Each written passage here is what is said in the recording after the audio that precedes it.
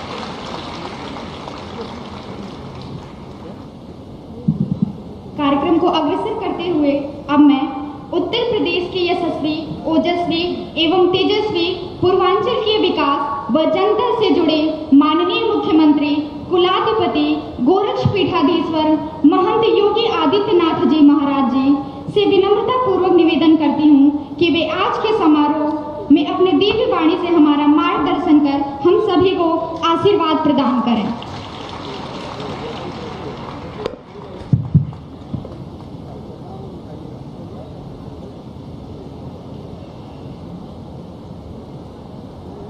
महायोगी गोरखनाथ विश्वविद्यालय के प्रथम स्थापना दिवस के अवसर पर आयोजित आज के समारोह में केंद्रीय वित्त राज्य मंत्री माननीय श्री पंकज चौधरी जी, मंच पर उपस्थित गोरखपुर के महापौर श्री सीताराम जायसवाल जी, माननीय विधायकगण, यहाँ के स्थानीय विधायक श्री महेंद्र पाल सिंह जी, विपिन सिंह जी, डॉक्टर विमलेश पासवान जी, श्री राम चौहान जी, श्री राजेश त्रिपाठी जी, भारतीय जनता पार्टी के क्षेत्रीय अध्यक्ष डॉक्टर धर्मेंद्र सिंह जी, उत्तर प्रदेश महिला आयोग की पूर्व उपाध्यक्ष श्रीमती अंजू चौधरी जी, आज के समारोह में उपस्थित विश्वविद्यालय अनुदान आयोग के पूर्व अध्यक्ष तथा कई विश्वविद्यालयों के कुलपति के रूप में जिनके पास एक लंबा अनुभव है, वर्तमान में उत्तर प्रदेश सरकार के शिक्षा सलाहकार प्रोफेसर डीपी सिंह जी, प्रदेश सरकार के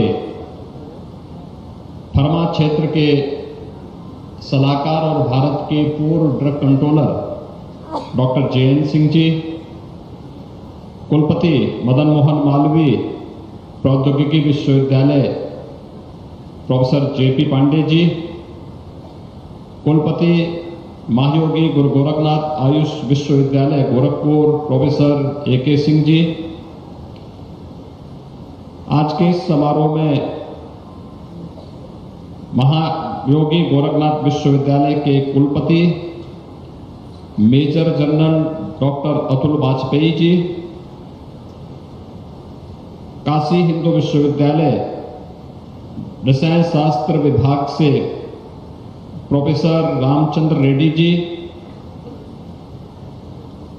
महायोगी गोरखनाथ विश्वविद्यालय कार्य समिति से जुड़े हुए हमारे पदाधिकारी प्रोफेसर शोभा गौड़ जी, डॉक्टर श्याम सिन्हा जी, श्री प्रमथनाथ मिश्र जी, श्री राम जन्म सिंह जी, महायोगी गोरखनाथ विश्वविद्यालय के सभी प्राध्यापकगण, अभिभावकगण, अन्य सभी सम्मानित अतिथिगण और विश्वविद्यालय से जुड़े हुए सभी विभिन्न शिक्षण प्रशिक्षण से जुड़े हुए पाठ्यक्रम से सभी उपस्थित छात्र छात्राएं और उपस्थित भाइयों बहनों, प्रथम स्थापना दिवस के अवसर पर मैं पूरे महाविद्यालय परिवार को हृदय से बधाई देता हूं। एक वर्ष की अपनी इस यात्रा के दौरान अनेक उतार चढ़ावों का सामना करते हुए जिस सुगमता सहजता के साथ महायोगी गोरखनाथ विश्वविद्यालय ने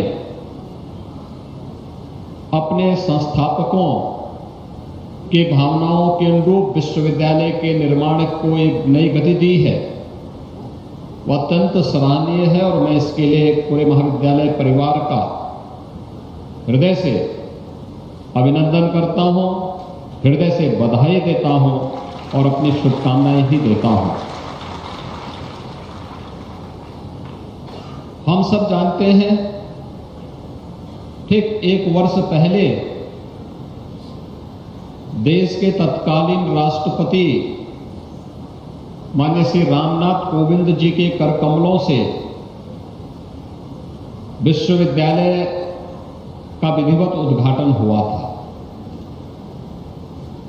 उस समय भी ऐसे ही मौसम था,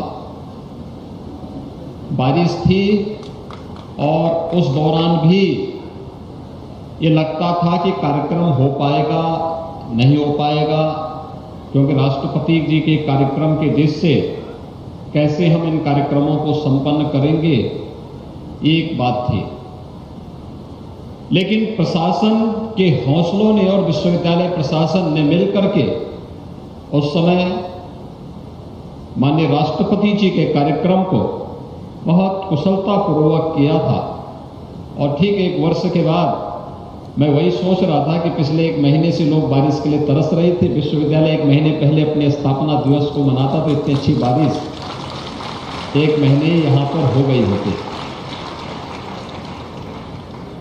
रात्रि से ही बारिश है और मेरे आगमन के कुछ पहले तक लगातार बारिश पड़ती रही, लेकिन उस सब के बावजूद आपके हौसलों ने आपको यहां तक लाने में और कार्यक्रम के प्रति आपकी रुचि को यहां पर बहुत स्पष्ट रूप से व्यक्त किया है। मैं इसके लिए भी आप सबका हृदय से अभिनंदन करता हूं। भाइयों बहनों, हम जब जीवन में किसी लक्ष्य को प्राप्त करने की ओर अग्रसर होते हैं तो हमेशा हमारे सामने कुछ चिंताएं होती हैं। चिंता इस बात की होती है कि पता नहीं क्या होगा, और हमारे जीवन की कठिनाई ही यहीं से शुरू होती है। हमें इति की चिंता होती है, अथ की नहीं। यानी हम लोग परिणाम की चिंता कार्य की शुरुआत होने के पहले ही करने लगते हैं, और यही हमारी सबसे बड़ी कठिनाई होती है। भगवान श्री कृष्ण ने गीता के उपदेश में अर्जुन को एक ही बात कही थी कि कर्मण्येवाधिकारस्ते मा फलेषु कदाचन। हे अर्जुन, कर्म करो, फल की चिंता मत करो। अगर हमने कुछ भी इससे प्रेरणा प्राप्त की होती तो हमारे कर्म के साथ ही हमारा फल भी जुड़ जाता, और हम इति की चिंता नहीं करते बल्कि अथ की चिंता करते। यानी कार्य की शुरुआत कैसे करनी है, अगर हम इसमें थोड़ी सी बुद्धि विवेक लगा लें तो अपने आप ही उसके परिणाम लक्षित होंगे। जो हम चाहते हैं उस प्रकार के परिणाम हम सबके सामने अपने आप ही आते हुए दिखाई देंगे। और इसलिए हम सबको अगर जीवन में सफलता के पथ पर अग्रसर होना है तो हमारा प्रयास कार्य की अच्छी शुरुआत की होनी चाहिए। अच्छी शुरुआत होगी, पूरी ईमानदारी और तन्मयता के साथ हम अगर उस कार्य के साथ जुड़ जाएंगे, दुनिया की कोई ताकत आपको सफलता की ऊंचाइयों तक पहुंचने से नहीं रोक सकती। कोई आपके मार्ग में बैरियर नहीं बन सकता, कोई बाधा नहीं बन सकती है। अच्छी शुरुआत के लिए अपने आप को तैयार करिए, और विश्वविद्यालय ने एक अच्छी शुरुआत की है। यह अच्छी शुरुआत इस बात की गवाही देती है, विश्वविद्यालय में आज आयुर्वेद के बीएमएस की पढ़ाई भी प्रारंभ हो चुकी है। मुझे पिछले दिनों विश्वविद्यालय के बीएमएस के छात्रों के साथ संवाद करने का अवसर प्राप्त हुआ था। मुझे पिछले दिनों यहां पर और फिर इन लोगों के लखनऊ कुछ इन्होंने सेंट्रल लेबोरेटरी का इन लोगों ने वहां पर भ्रमण किया था। उस दौरान भी उनसे संवाद करने का अवसर प्राप्त हुआ था। उनके मन में एक हौसला है, एक जज्बा है। अभी मैं यहां पर देख रहा था नर्सिंग में ANM, GNM, post basic BSc nursing, BSc nursing, उनसे जुड़े हुए प्रशिक्षुओं ने जिन्होंने अपने अपनी क्लास में उत्तम स्थान प्राप्त किया है, उन्हें यहां पर विश्वविद्यालय ने सम्मानित किया। पैरामेडिकल के ढेर सारे पाठ्यक्रम यहां पर प्रारंभ हुए हैं।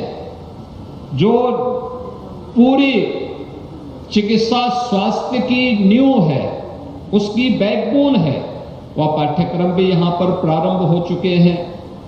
इस नए सत्र में भी मुझे बताया गया कि अन्य अनेक कार्यक्रम यहां पर प्रारंभ हो रहे हैं, जो आज की आवश्यकता के अनुरूप इन छात्र छात्राओं को समाज और राष्ट्र के लिए अपने आप को एक योग्य नागरिक के रूप में साबित करने के उस प्रकार के पाठ्यक्रम उपलब्ध करवाने, और विश्वविद्यालय ने मेहनत करके प्रतिष्ठित संस्थाओं के साथ एमओयू करके इस कार्यक्रम को आगे बढ़ाया है। यह 1 वर्ष की उपलब्धि के साथ उसे जोड़ा जा सकता है और इसलिए 1 वर्ष की इस उपलब्धि के लिए संतुष्टि के साथ ही हमें अपनी आगामी शिक्षा क्षेत्र की उन चुनौतियों की तरफ और स्वास्थ्य क्षेत्र की चुनौतियों की ओर अपने आप को तैयार करना होगा, क्योंकि विश्वविद्यालय आरोग्य धाम में स्थित है।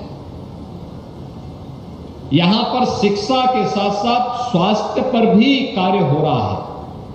और मैं भी देख रहा था, मैं एक दिन एक समाचार पत्र की रिपोर्टिंग देख रहा था। विश्वविद्यालय के जो कुलपति हैं major general doctor Atul Vajpayee, army medical corps के मेजर जनरल पद से अवकाश ग्रहण करने के बाद उन्होंने विश्वविद्यालय ज्वाइन किया और विश्वविद्यालय के कुलपति के रूप में आज अपनी सेवा दे रहे थे। उन्होंने यहां पर यहां पर चिकित्सालय भी है और मुझे बताया गया कि आज पहले स्थापना दिवस में एक स्वास्थ्य मेला का आयोजन भी यहां पर आयोजित किया गया है। तो एक चिकित्सक होने के नाते एक स्वाभाविक जिज्ञासा कि इन क्षेत्रों में कौन से कारणों से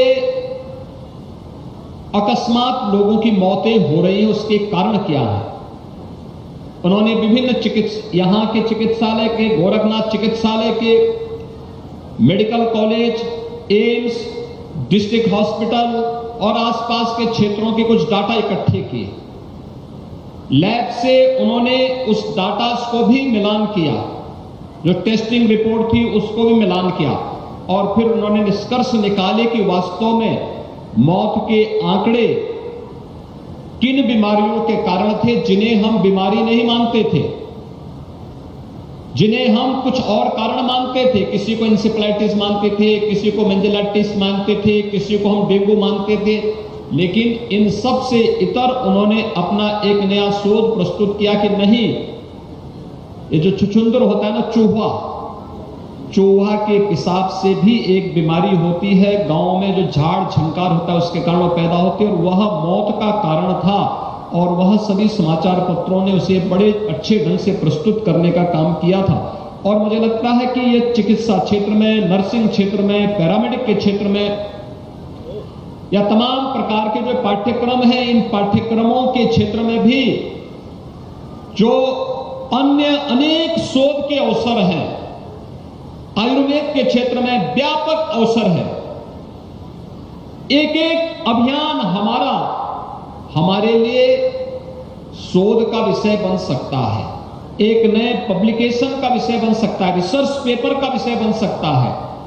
हम उसके माध्यम से अपने रिसर्च को आगे बढ़ा सकते हैं और फिर रिसर्च एंड डेवलपमेंट को जोड़ करके जब हम आगे बढ़ेंगे, यही तो हमारी राष्ट्रीय शिक्षा नीति कह रही है कि हमें इस कार्यक्रम को आगे बढ़ाना, फिर अपने रिसर्च को पेटेंट कराना और पेटेंट करा करके फिर अपने को एक प्रतिष्ठित विश्वविद्यालय के संस्थान के रूप में स्थापित करना। यह विश्वविद्यालय और सभी संस्थाएं अगर स्वस्थ प्रतिस्पर्धा के साथ जुड़ेंगी तो सचमुच भारत शिक्षा के क्षेत्र में और स्वास्थ्य के क्षेत्र में ग्लोबल रैंकिंग में सर्वोच्च स्थान प्राप्त करने में सफलता प्राप्त कर सकता है और यही प्रधानमंत्री मोदी जी चाहते हैं। ये राष्ट्रीय शिक्षा नीति कोरोना कालखंड में इसी उद्देश्य से लागू भी की गई। कोरोना कालखंड में इसीलिए आप सब जानते हैं, जब पूरी दुनिया कोरोना से पस्त थी, पूरी दुनिया कोरोना जैसी महामारी से अपने स्वयं के बचाव में लगी हुई थी, तब भारत के अंदर प्रधानमंत्री मोदी जी के नेतृत्व में बड़े अभिनव कार्यक्रम चल रहे थे। यहां पर जीवन भी बचाया जा रहा था और जीविका को भी बचाने का कार्य हो रहा था। गरीबों के लिए फ्री में राशन की सुविधा हो रही थी, श्रमिकों को भरण पोषण भत्ता दिया जा रहा था, लोगों के व्यवस्थित उपचार की सुविधा, फ्री में उपचार, फ्री में टेस्ट, ये सभी सुविधाएं उपलब्ध करवाई जा रही थी। तो हर गरीब के लिए और भारत के हर नागरिक के लिए फ्री में टीका भी भारत की ही लैब में विकसित करने की कार्रवाई हो रही थी। आप अनुमान करिए, इंसेफ्लाइटिस से यह क्षेत्र 40 वर्षों से त्रस्त था और 40 वर्ष तक इंसेफ्लाइटिस के उपचार के लिए कोई गंभीरता नहीं दिखाई गई थी।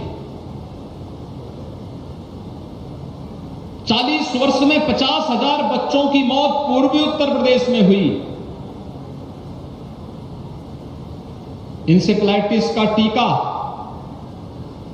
इसका वैक्सीन जापान ने 1905-6 में विकसित कर दिया था और भारत के अंदर उस वैक्सीन को आने में 100 साल लगे। जब 2006-7-5-6 में जब संसद में अनेक बार मुद्दे को उठाने, सड़कों पर आंदोलन करने के परिणाम स्वरूप 100 साल के बाद इसका वैक्सीन, आपका इंसेफ्लाइटिस का वैक्सीन पूर्वी उत्तर प्रदेश में आ पाया था।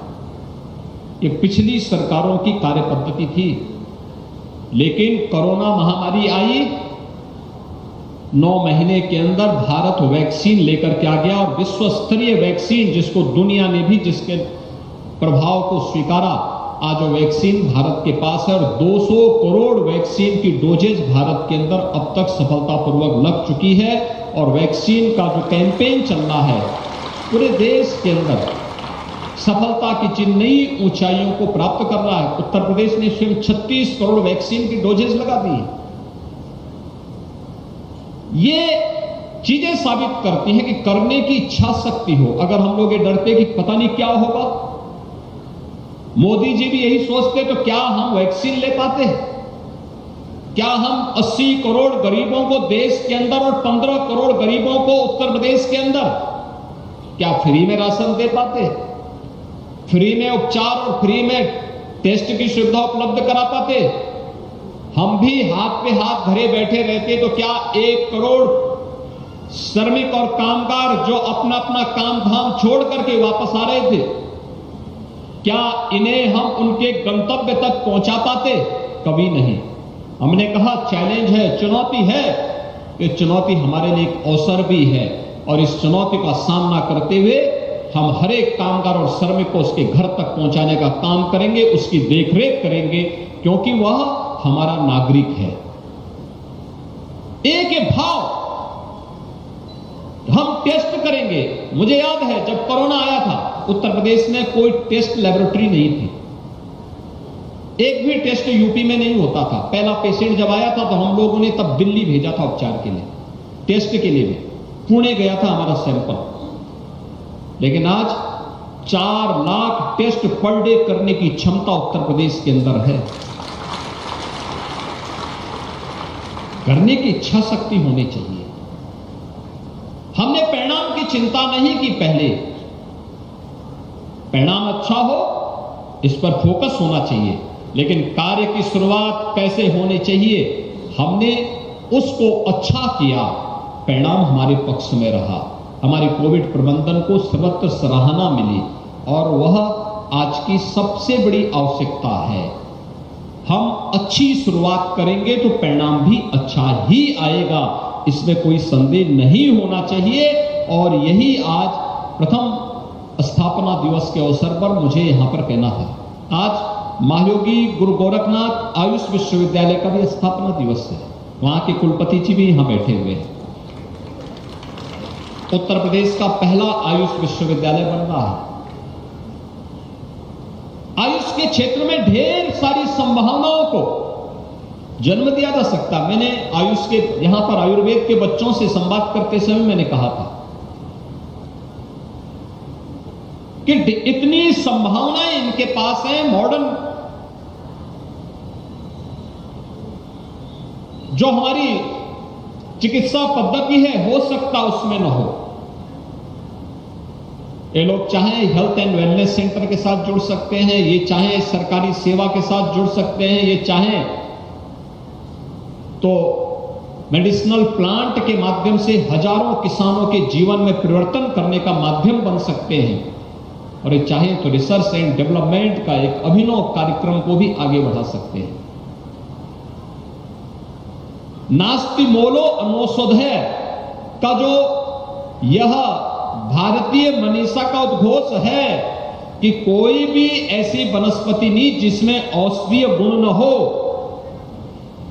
उस औषधीय गुण को प्रदान करने की सामर्थ्य भी केवल आयुर्वेद के बच्चों के अंदर ही है। आयुर्वेद के जो हमारे डिग्रीधारी हैं या इस फील्ड में जो लोग पैरामेडिक्स हैं, उन लोगों के पास ही इस प्रकार की संभावनाएं हैं। उस हर वनस्पति के अंदर ये लोग औषधीय गुण को देख करके उसको आरोग्यता के अनुकूल बना सकते हैं, और यह कार्य भी ये लोग अपने शोध से, अपने रिसर्च से आगे बढ़ा सकते हैं। और इस दृष्टि से आज का ये प्रथम स्थापना दिवस अत्यंत महत्वपूर्ण है। मुझे बताया गया कि पिछले एक सप्ताह से महाराणा प्रताप शिक्षा परिषद के संस्थापक और जिन्होंने महाराणा प्रताप शिक्षा परिषद को एक नई ऊंचाई तक पहुंचाया, ऐसे ब्रह्मलीन महंत दिग्विजय नाथ जी महाराज और ब्रह्मलीन महंत अवैधनाथ जी महाराज की स्मृति व्याख्यान माला के भी एक साप्ताहिक कार्यक्रम में अलग अलग प्रकार के व्याख्यान विश्वविद्यालय में और महाराणा प्रताप शिक्षा परिषद से संबद्ध अलग अलग संस्थानों में भी संपन्न हुए हैं। विश्वविद्यालय का इस व्याख्यान मेला का जो व्याख्यान माला है, उसका समापन का कार्यक्रम भी संपन्न हो रहा है। हम सब जानते हैं महंत दिग्विजय नाथ जी महाराज एक युग दृष्टा ऋषि थे।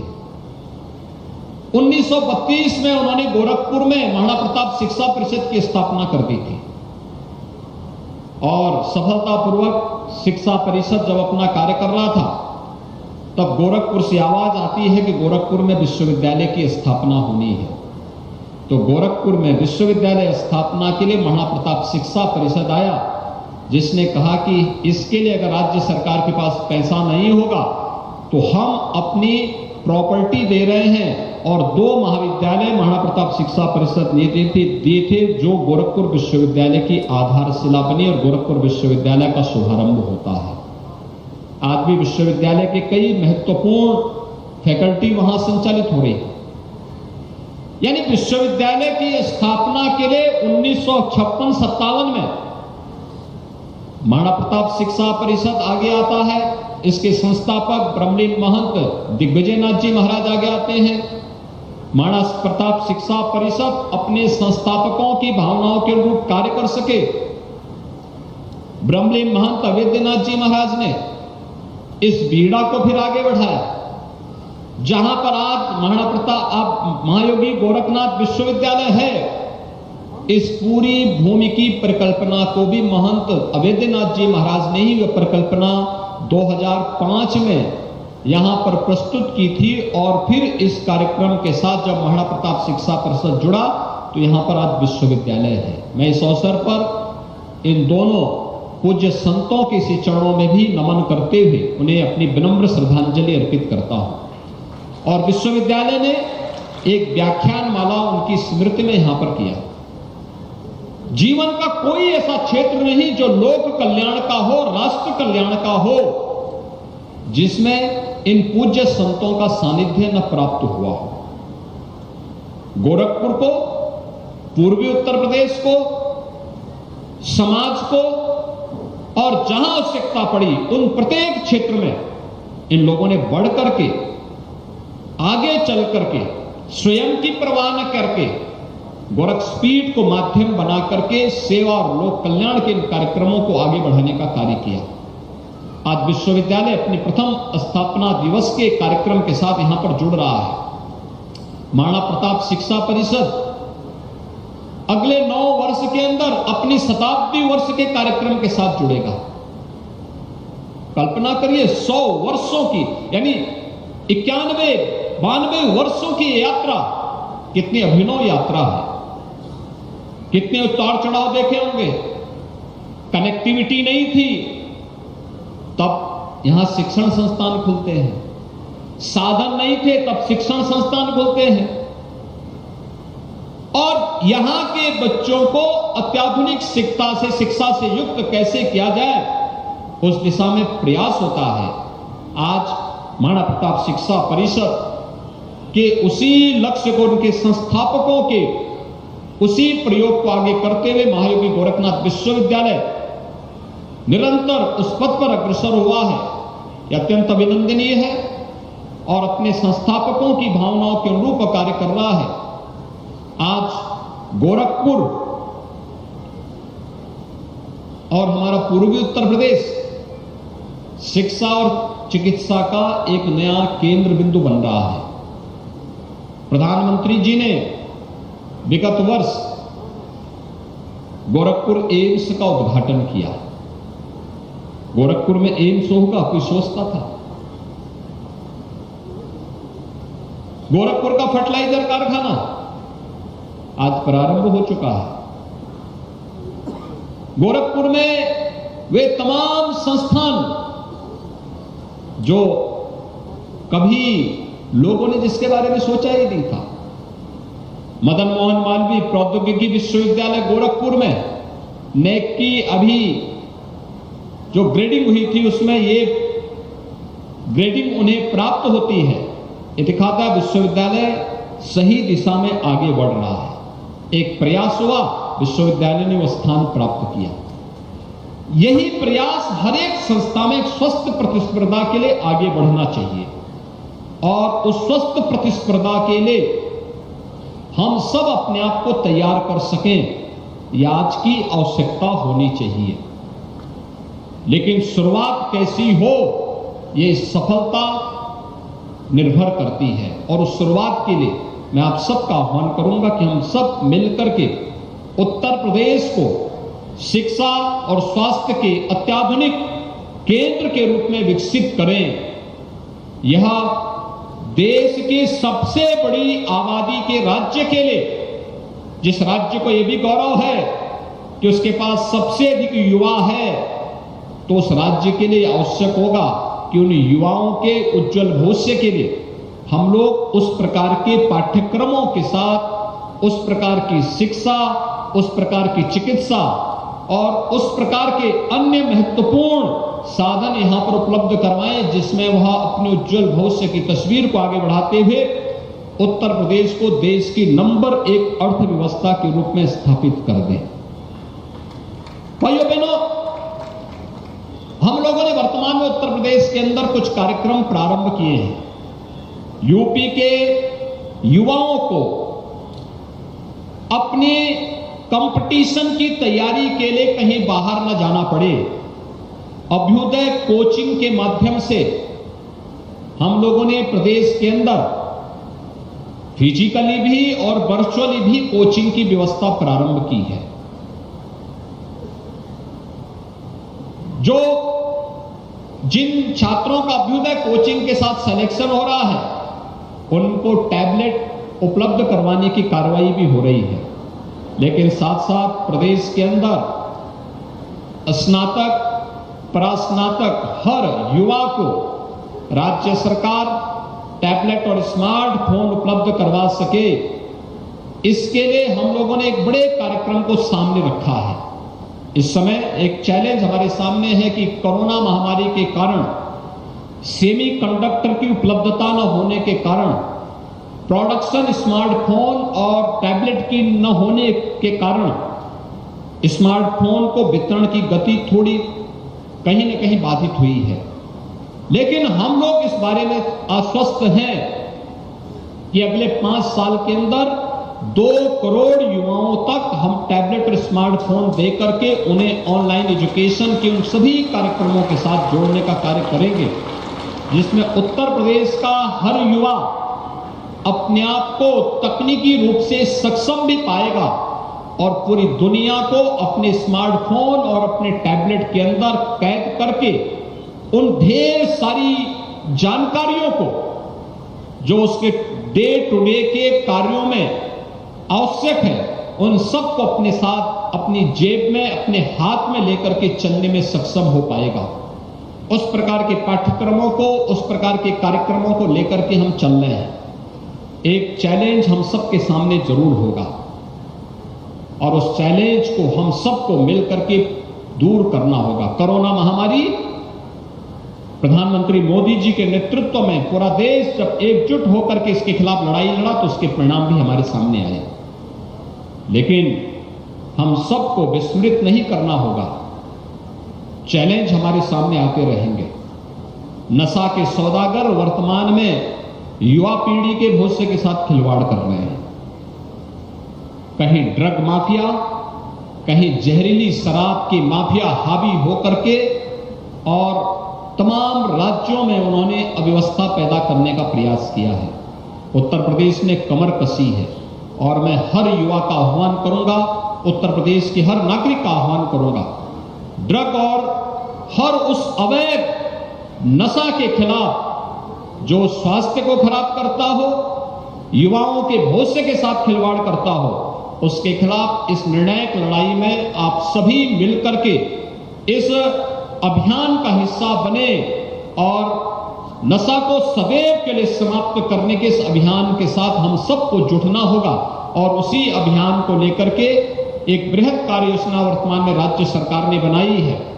उस अभियान के साथ हम सब भी जुटेंगे। इस विश्वास के साथ मैं आज के इस अवसर पर महायोगी गोरखनाथ विश्वविद्यालय को प्रथम स्थापना दिवस के अवसर पर हृदय से बधाई देता हूं, अपनी शुभकामनाएं देता हूं और विश्वास व्यक्त करता हूं कि विश्वविद्यालय अपने संस्थापकों की भावनाओं के अनुरूप स्वास्थ्य, शिक्षा और अभिनव शोध और डेवलपमेंट के केंद्र के रूप में विकसित होकर के पूर्वी उत्तर प्रदेश और उत्तर प्रदेश के नौ युवकों के भविष्य को उज्जवल बनाने में निर्णायक भूमिका का निर्वहन करेगा।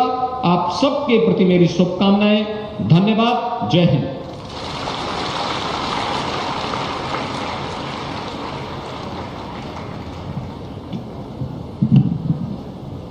आज के समारोह को अंत की ओर बढ़ाते हुए अब मैं गुरु Shri Gorakhnath college of nursing की प्राचार्य महोदया डॉक्टर DS अजीरा जी को धन्यवाद ज्ञापन हेतु आमंत्रित करती हूँ।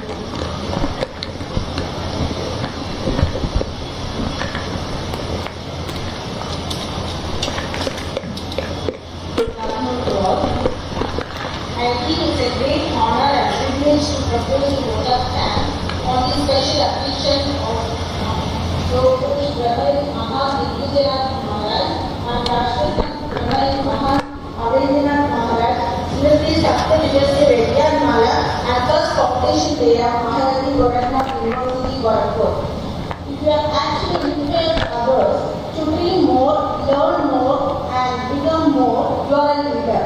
I would like to thank a great leader, the person who inspires us and blesses us with a creative idea and implementing those ideas in the ground level to achieve the standard of people in all levels of our is our Honorable Chief Minister of Uttar Pradesh and Chancellor of Mahayogi Gorakhnath University, Gorakhnath Karambush Maham Yogi Adityanath Maharaj, and thank you Maharaj for your presence here. Next, my sincere thanks to Honorable Finance Minister of State, Mr. Pandit Chaudhary sir, for your great contribution.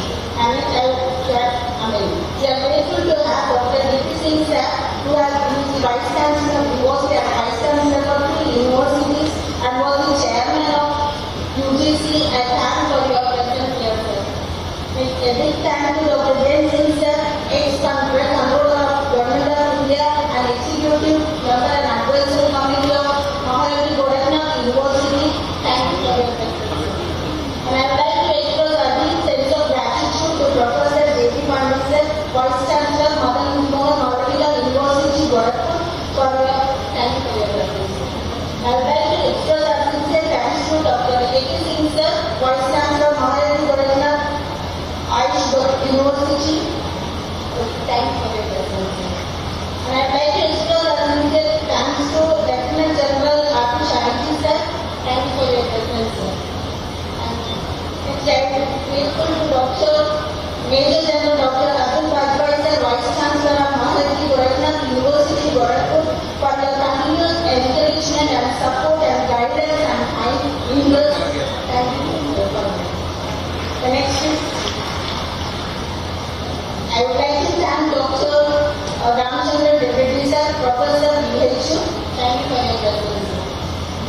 heartfelt thanks to the Professor Rankin Singh sir, member and Product Shiksha President, thank you for your presence. I would like to express my sincere thanks to our Registrar sir, Maharaji Gorakhnath University, Gorakhpur. I am feeling grateful to thank Dr. Ganesh sir, and Pramadna Mitra sir, and Professor Shobha Goldman, and CM Sinha sir, and other dignitaries, Dr. Then my grateful thanks to Mr. Sita and Mr. Srimati Sadhana Singh Munshi, Manvendra ji, Srimati Aditi Sinha, and Mantri Paul sir, S.P. Singh sir, and Pradeep Sita sir, and Vijay Paswan sir, and Shriram Chauhan sir, and Rajesh Tripathi, and those who are teaching community. And sincere gratitude to all the students, teachers, and teaching and non-teaching faculties of Maharaji Gorakhnath University, and those who are coming from far to bring this application family for everyone. Sincere thanks to spectators, photographers, media people, and sound and light engineers who added the color for this event. And I am enormously thankful to Ms. Ankita Rao and Mrs. Priyanka Rai, BSc Nursing students of Maharaji Gorakhnath University, for making this event more viable. And once again, thank everyone. Dhanyavad, Jai Hind, Jai Bharat.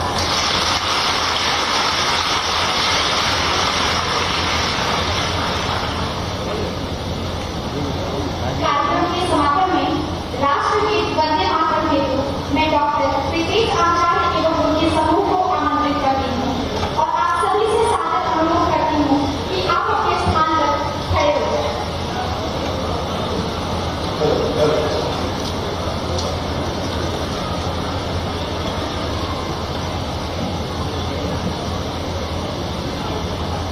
Bharat की पावन आध्यात्मिक पीठ गुरु गोरक्षनाथ पीठ की आध्यात्मिक परंपरा को नमन करता हूँ और अपने गुरु पद्मश्री डॉक्टर राजेश्वराचार्य जी का भी स्मरण कर रहा हूँ जो काशी में है, जिनकी कृपा से इस महान परंपरा के कुलगीत को हम सब गा सके। 15 अगस्त 1947 की प्रातः बेला में मेरे परदादा गुरु जी संगीत मात्र में पंडित ओमकार ठाकुर जी ने स्वयं द्वारा जिस वंदे मातरम का गायन किया था उसका प्रसारण इस वर्ष माननीय यशस्वी प्रधानमंत्री जी की प्रेरणा से सभी केंद्रों द्वारा वही रचना प्रस्तुत करने का प्रयास किया।